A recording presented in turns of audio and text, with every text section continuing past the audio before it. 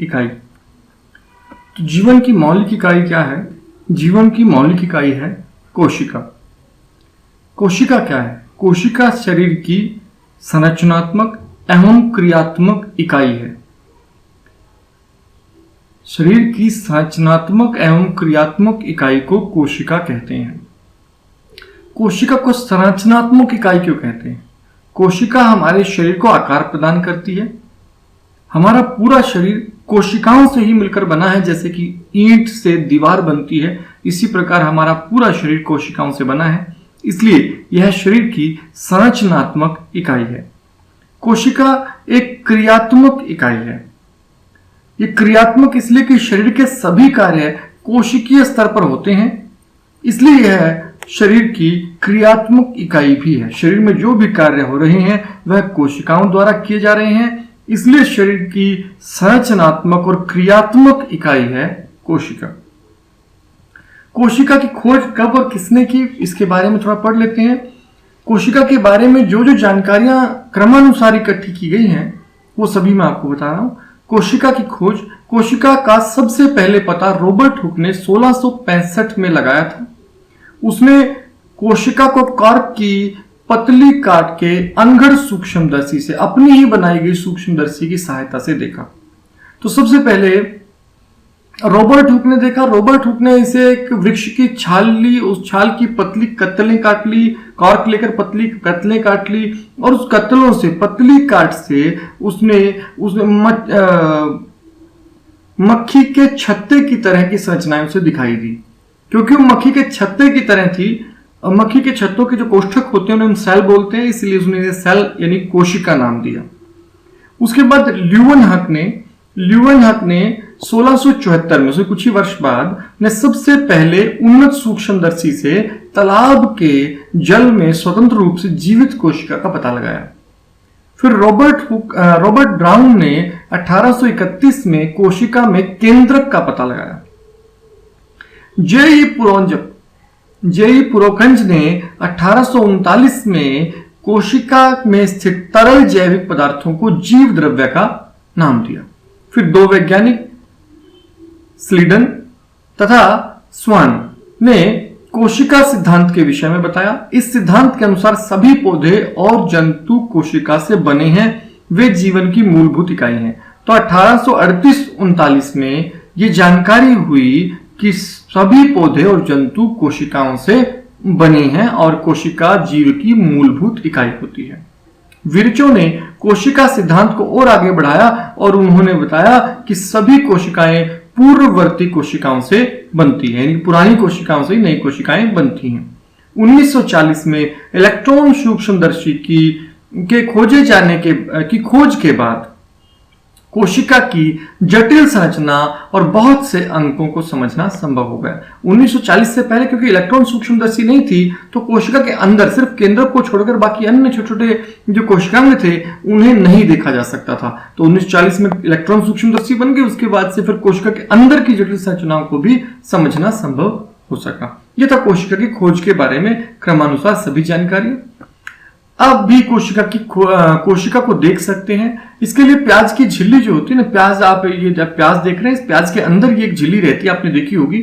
इस आसानी से हाथ से खुरचकर या चिमटी के उतारा जा सकता है। इस झिल्ली को यदि हम सूक्ष्मदर्शी की सहायता से देखें, यदि सूक्ष्मदर्शी पर रख के देखें, तो हमें इस तरह कोशिकाएं दिखाई देंगी। जैसे एक दीवार ईंटों से बनी रहती है, दीवार में ईंटें दिखाई देती है, इस तरह कोशिकाएं दिखाई देंगी।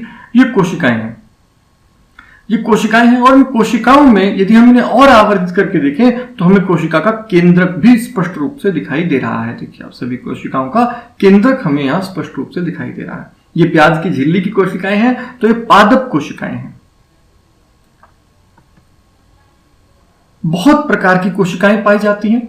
कोशिका अलग अलग प्रकार की पाई जाती हैं। मनुष्य में शरीर में देखिए आप, बहुत सारी कोशिकाएं हैं। यहाँ ये कोशिका देख रहे हैं, ये कोशिका है मांसपेशियों की कोशिका। ये जो नीचे वाली कोशिका है ये है वसा कोशिका, वसा उत्तक की कोशिकाएं हैं। ये वाली रक्त कोशिकाएं हैं, रक्त में जो कोशिकाएं पाई जाती हैं। ये अस्थि की कोशिकाएं हैं, ये शुक्राणु हैं, ये स्त्रियों में पाए जाते हैं अंडाणु, ये पुरुषों में पाए जाते हैं शुक्राणु, और ये तंत्रिका कोशिका। तो तो ये सभी कोशिकाएं जो हैं मनुष्य में ही है, भिन्न भिन्न प्रकार की होती है। इससे हमें पता चलता है कि कोशिकाएं विभिन्न विभिन्न आकृतियों की हो सकती हैं, एक जैसी नहीं होती सभी कोशिकाएं। कोशिका का संरचनात्मक संगठन क्या है? तो अब इस लेसन में हम कोशिका की भीतरी संरचना को क्रमानुसार पढ़ेंगे। यदि हम कोशिका का अध्ययन सूक्ष्मदर्शी से करें तो हमें लगभग प्रत्येक कोशिका में 3 गुण दिखाई देंगे। पहली प्लाज्मा झिल्ली, ये जो कोशिका की बाहर की ओर झिल्ली है, इसे प्लाज्मा झिल्ली कहते हैं। ये प्लाज्मा झिल्ली है और प्लाज्मा झिल्ली से बीच में है फिर केंद्रक, ये वाला केंद्रक, और बाकी सब जो कोशिका में है वो कोशिका द्रव। यहां अगर हम पीछे देखें तो आपको दिखाई देगा कि ये कोशिका झिल्ली, बीच में कोशिका द्रव और एक केंद्रक, तीन ही चीज मुख्य रूप से दिखाई दे रही हैं। तो हमें ये कोशिका के 3 गुण विशेष रूप से दिखाई देंगे। अब हम क्रमानुसार इन्हें आगे पढ़ते हुए बढ़ेंगे। लेसन का नाम ही हमारा यह है, जीवन की मौलिक इकाई कोशिका, यानी कोशिका के बारे में हमें पूरा इस लेसन में पढ़ना है। तो कोशिका के सबसे पहले हम पढ़ेंगे प्लाज्मा झिल्ली। प्लाज्मा झिल्ली, ये जिसे कोशिका झिल्ली भी कहा जाता है, यह कोशिका की सबसे बाहरी परत है। यहां चित्र में आप देख सकते हैं, कोशिका की सबसे बाहर वाली परत है कोशिका झिल्ली, जो कोशिका के घटकों को बाहरी पर्यावरण से अलग करती है। प्लाज्मा झिल्ली लचीली होती है और कार्बनिक अणुओं जैसे कि लिपिड तथा प्रोटीन की बनी होती है। प्लाज्मा झिल्ली कुछ पदार्थों को अंदर बाहर आने जाने देती है तथा कुछ को अन्य पदार्थों की गति को रोक लेती है, अपने अंदर से आने जाने नहीं देती। तो कोशिका झिल्ली को इसीलिए वर्णात्मक पारगम्य झिल्ली भी कहते हैं। तो प्रश्न यह आता रहता है अक्सर कि कोशिका झिल्ली को वर्णात्मक पारगम्य झिल्ली क्यों कहते हैं? क्योंकि प्लाज्मा झिल्ली कुछ पदार्थों को अपने अंदर बाहर आने जाने देती है और अन्य पदार्थों को अपने अंदर बाहर आने जाने नहीं देती, इसलिए कोशिका झिल्ली को वर्णात्मक पारगम्य झिल्ली कहते हैं। कोशिका में पदार्थों की गति कैसे होती है? ये झिल्ली है प्लाज्मा झिल्ली की, जिसके बारे में हमने पढ़ा। इसमें से पदार्थों की गति कैसे होती है ये हम पढ़ेंगे। सबसे पहले कोशिका में प्लाज्मा झिल्ली के द्वारा गैस कोशिकाओं के अंदर बाहर कैसे आती जाती है, इसकी जरा जानकारी ले लेते हैं। जब कुछ पदार्थ जैसे कि कार्बन डाइऑक्साइड, जो एक कोशिकीय अपशिष्ट है जिसका निष्कासन आवश्यक है, कोशिका में अपशिष्ट के रूप में कार्बन डाइऑक्साइड बनता है, उसे कोशिका से बाहर निकालना है, कोशिका में एकत्र हो जाती है तो उसकी सांद्रता बढ़ जाती है। कोशिका के बाह्य पर्यावरण में CO2 की सांद्रता कोशिका में CO2 की सांद्रता की अपेक्षा कम होती है। अब कोशिका के अंदर धीरे धीरे CO2 बनती रहेगी तो अंदर तो CO2 ज्यादा हो जाएगी और बाहर CO2 होगी कम। जैसे ही कोशिका के अंदर और बाहर की सांद्रता में अंतर आता है, उसी समय उच्च सांद्रता से निम्न सांद्रता की ओर विसरण द्वारा कोशिकाओं के CO2 बाहर निकल जाती है। तो प्लाज्मा झिल्ली से विसरित होकर, धीरे धीरे विसरित होकर कार्बन डाइऑक्साइड जो है उच्च सांद्रता जो कि अंदर है से निम्न सांद्रता की ओर, जो कि बाहर निम्न सांद्रता है, तो वहां चली जाएगी। इसी प्रकार जब कोशिका में ऑक्सीजन की सांद्रता कम हो जाएगी, अब लगातार ऑक्सीजन जो है वो ऑक्सीकरण में, भोजन के ऑक्सीकरण में उपयोग हो रही है, ग्लूकोज के ऑक्सीकरण में, तो ऑक्सीजन धीरे धीरे कोशिका के अंदर कम हो जाएगी। बाहर ज्यादा है तो सांद्रता बाहर ज्यादा है और अंदर कम, तो बाहर से विस्तृत होकर ऑक्सीजन कोशिका के अंदर चली जाएगी। अतः कोशिका तथा बाह्य पर्यावरण में गैसों का आदान प्रदान, विसरण एक महत्वपूर्ण भूमिका निभाती है। तो कोशिका में विसरण के द्वारा गैसों का आदान प्रदान होता है, ये हमें यहां पता चला। इसके बाद जल का वर्णात्मक पारगम्य झिल्ली द्वारा कैसे आवागमन होता है, ये होता है परासरण के द्वारा। इसे पढ़ लेते हैं। जल भी विसरण के नियमों के अनुकूल व्यवहार करता है। जल के अणुओं की गति जब वर्णात्मक पारगम्य झिल्ली द्वारा हो तो उसे परासरण कहते हैं। तो परासरण क्या है? जब जल के अणुओं की गति वर्णात्मक पारगम्य झिल्ली द्वारा हो तो उसे परासरण कहते हैं। जब जल का विसरण हो तो उसे परासरण कहते हैं, ऐसा भी कह सकते हैं। प्लाज्मा झिल्ली से जल की गति जल में घुले पदार्थों की कम मात्रा के कारण प्रभावित होती है। इस प्रकार परासरण में जल अणु वर्णात्मक पारगम्य झिल्ली में उच्च जल की सांद्रता से निम्न जल की सांद्रता की ओर जाते हैं। तो जल के अणु सदैव उच्च सांद्रता से निम्न सांद्रता की ओर जाएंगे, जैसा कि हमने पीछे भी पढ़ा था, गैस भी ऐसा ही व्यवहार कर रही थी। तो इसमें क्रमानुसार हम पढ़ लेते हैं। 3 तरह की स्थितियां हो सकती हैं कोशिका के अंदर और बाहर जल की गति के लिए। 3 तरह की स्थितियां हो सकती हैं। यदि हम किसी जंतु कोशिका या पादप कोशिका को शक्कर या नमक के विलयन में रखें तो क्या होगा, इस घटना के द्वारा हम परासरण को अच्छी तरह समझ जाएंगे। निम्न 3 घटनाओं में से एक हो सकती है।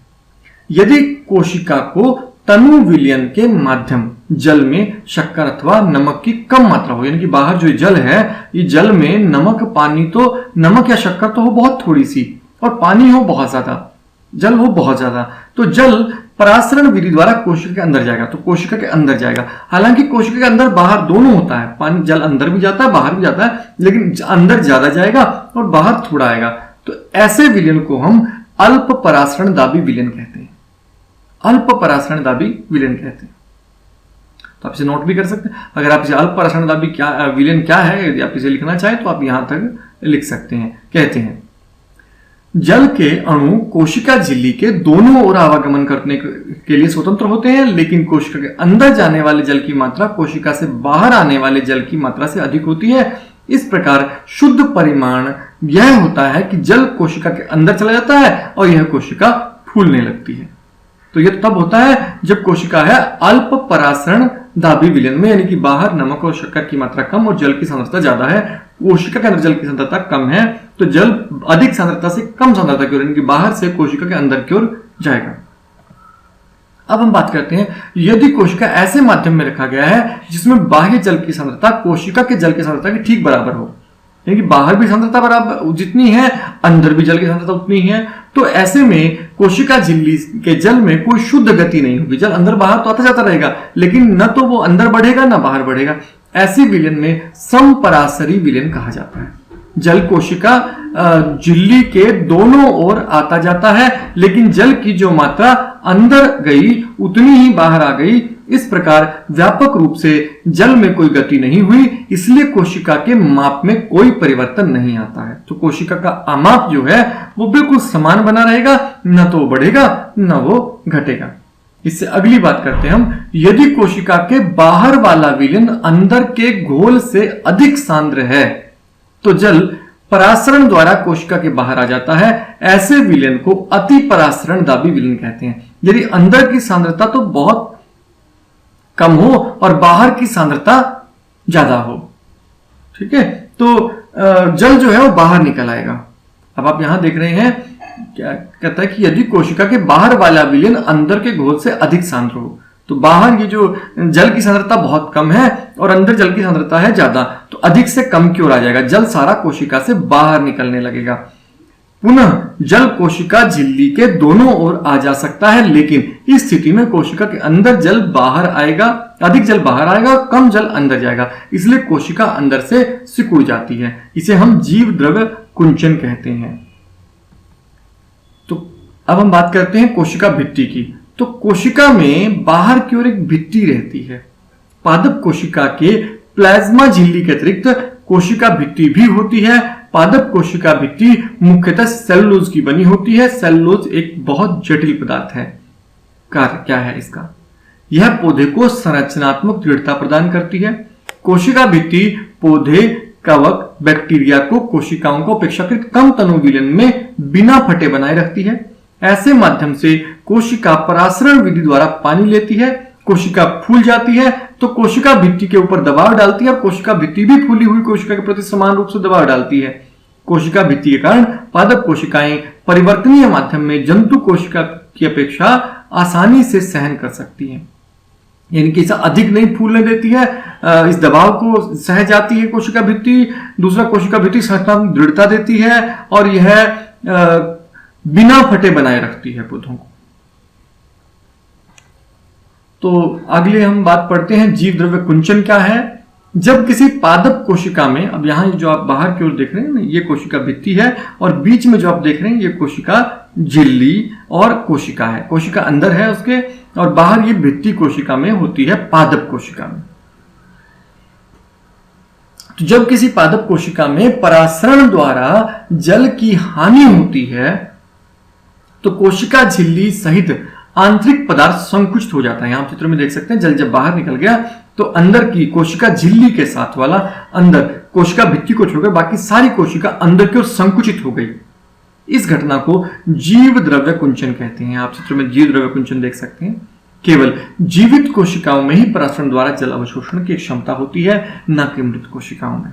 तो यह भी ध्यान रखिए कि मृत कोशिकाओं में जल का परासरण अंदर बाहर नहीं होता है, इसे केवल जीवित कोशिकाओं में ही घटित होता है। तो अभी इतना ही, अगले भाग में आगे का लेसन पढ़ेंगे। तब तक के लिए आप चैनल सब्सक्राइब कर लें ताकि जब अगली वीडियो आए तो आपको तुरंत पता चल जाए। धन्यवाद।